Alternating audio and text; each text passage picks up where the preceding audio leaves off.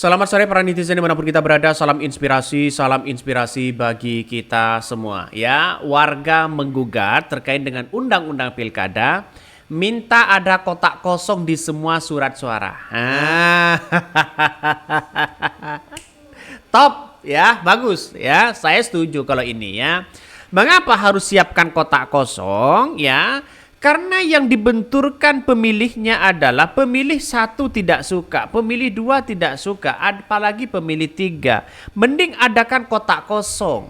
Nah, kalau kotak kosong ini menang, kabarnya begitu kan ya, kabarnya akan dipimpin oleh PJ ya selama 2 tahun bahkan 5 tahun. Ya, makanya dengan adanya seperti ini saya kira satu sisi ada plus minusnya ya.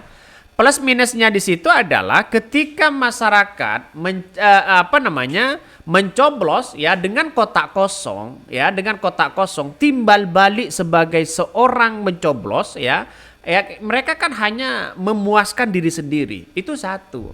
Yang kedua adalah ketika dipimpin PJ nampaknya ini akan tidak semakin relevan dengan demokrasi hari ini.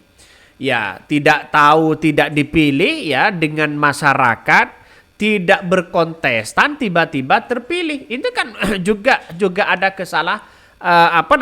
kemunduran demokrasi begitu kan ya. Makanya dengan adanya seperti ini ya harus ada pemilihan ulang kalau menurut saya. Jalan terbaiknya adalah pemilihan ulang.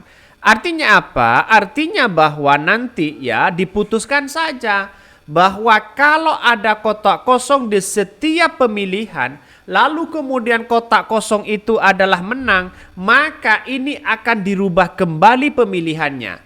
Bahkan partai-partai di situ bisa saja ya memperbolehkan ya partai itu keluar dari koalisi yang awal mendukung orang-orang lainnya. Misalnya begitu kan. Misalnya seperti DKI Jakarta.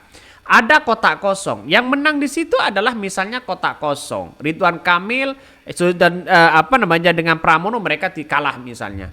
Maka harus ada pemilihan ulang lagi dan partai itu boleh mendukung orang lain lagi. Dan ini saya rasa lebih bagus ya. Artinya apa? Artinya secara tidak langsung kalau Kim Plus mengambil atau mencalonkan orang lain di situ, saya kira bagus begitu kan. Keluar tidak mendukung Ridwan Kamil lagi misalnya, atau penambahan calon boleh-boleh aja. Nah, itu sebagai realitas kebebasan demokrasi lebih masuk akal begitu kan. Dibandingkan dengan ya kotak kosong menang yang menjabat di situ adalah PJ misalnya. Saya tidak begitu setuju dengan hal-hal itu. Karena ini adalah kemunduran demokrasi. Kalau ada pemilihan ulang dan pemilihan ulang di situ boleh para calon siapapun mencalonkan tidak hanya 2 calon bahkan penambahan calon, silahkan begitu kan. Itu lebih bagus begitu kan. Artinya apa? Artinya itu sudah demokratis ya. Ini nampaknya sudah menjadi ketar-ketir di situ. Wah. Keren ternyata ya. Ya, semoga aja dikabulkan.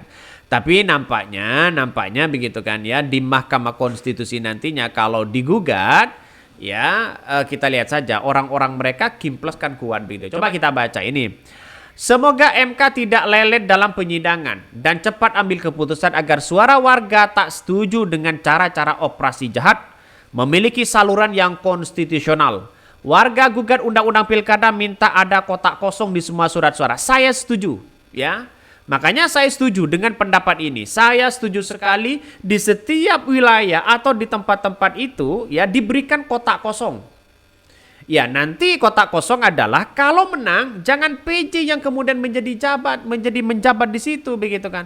Mending ada ya pencalonan ulang atau pemilihan ulang, dan pemilihan ulang di situ boleh dilanjutkan dengan 3 calon, 2 calon atau Kim Plus menjadi 2 atau siapa begitu. Itu bagus begitu kan. Saya rasa bagus di situ ya. Tapi apakah mungkin nantinya? Harapan kita semua adalah agar MK ya segera bertindak dan memberikan keputusan yang adil, menciptakan saluran konstitusional yang efektif. Adalah langkah penting untuk memastikan suara warga didengar dan proses demokrasi berjalan dengan baik. Kalau ada kotak kosong ya berarti tahun depan bisa diulang dan dibuka pendaftarannya. Ya nggak usah begitu, nggak usah nunggu 1 tahun. Langsung aja begitu kan ya, biar masyarakat di situ, daerah-daerah situ punya pemimpin. Data KPU tahun 2024 ada 41 pilkada dengan kotak kosong. Kalau kotak kosong menang, harus jelas aturannya. Apabila kotak kosong menang, maka sejatinya wakil rakyat setempat nggak mampu menyerap hati nurani rakyat. Duit aja di kepalanya. Ya bisa saja money politik tingkat tinggi begitu kan. Semoga disegerakan kotak kosong di tiap kompetisi pilkada di semua tingkatan. Betul, betul begitu kan. Ini saya setuju sekali dengan kotak kosong ini. Makanya dengan cara tadi ya, kotak kosong boleh dilakukan ya, misalnya ketika ada putusan. Dan saya setuju sekali dengan usulan itu. Ya, semoga saja disegerakan oleh Mahkamah Konstitusi dan diketok palu bahwa di setiap ya pemilihan ada kotak kosong. Dan kotak kosong itu aturannya nanti kalau menang bukan PJ-nya yang kemudian menjabat di situ, tetapi ada pemilihan ulang dan ada penambahan calon. Ya, misalnya ya di berbagai daerah calonnya tidak baik, boleh ditambah. Artinya kalau Ridwan Kamil dengan Suswono, Pramono, Rano Karno mereka sudah tidak dipilih misalnya di Pilkada Jakarta, ganti aja. Ya Suswono dengan siapa, Ridwan Kamil dengan siapa, Pramono dengan siapa. Itu lebih bagus begitu kan. Secara demokrasi kan begitu logikanya. Inilah politik-politik yang ada. Coba kita baca ya terlebih dahulu ini komentarnya. Ini warga gugat ya untuk pilkada minta ada kotak kosong di semua surat suara. Ini bagus ya. Mahkamah Konstitusi menerima uji materi undang-undang pilkada yang intinya meminta kotak kosong berlaku di semua daerah. Tak hanya wilayah dengan pasangan calon tunggal, gugatan ini diajukan Herianto, Ramadansah dan Muhammad Rezib Barokah ya. Permohonan uji materi ini telah diterima MK dengan nomor perkara 120. Bahkan masyarakat pasal 79 ayat 1 Undang-Undang nomor 1 tahun 2015 bertentangan dengan Undang-Undang Dasar NRI tahun 1945 dan tidak mempunyai kekuatan hukum. Tetap ya kekuatan hukum tetap sepanjang tidak dimanai. Surat suara sebagaimana dimaksud dalam pasal 78 ayat 1 huruf B memuat foto, nama dan nomor urut calon dan kolom kosong sebagai wujud di pelaksanaan kotak kosong. Bahkan ya, Ramadansah selaku salah satu pemohon menjelaskan alasan gugatan tersebut. Dia mengatakan protes masyarakat terhadap perihal atau pilihan partai politik ya semakin mengkhawatirkan. Banyak masyarakat tak datang ke TPS karena tak sepakat dengan calon-calon kepala daerah yang diusulkan partai politik. Sebagian ya warga yang datang ke TPS pun memilih untuk tidak memilih. Demikian ya surat-suara yang mereka hangus dan tidak sah bisa saja digunakan dengan orang lain. Bisa saja digunakan itu, kong kali kong itu begitu kan.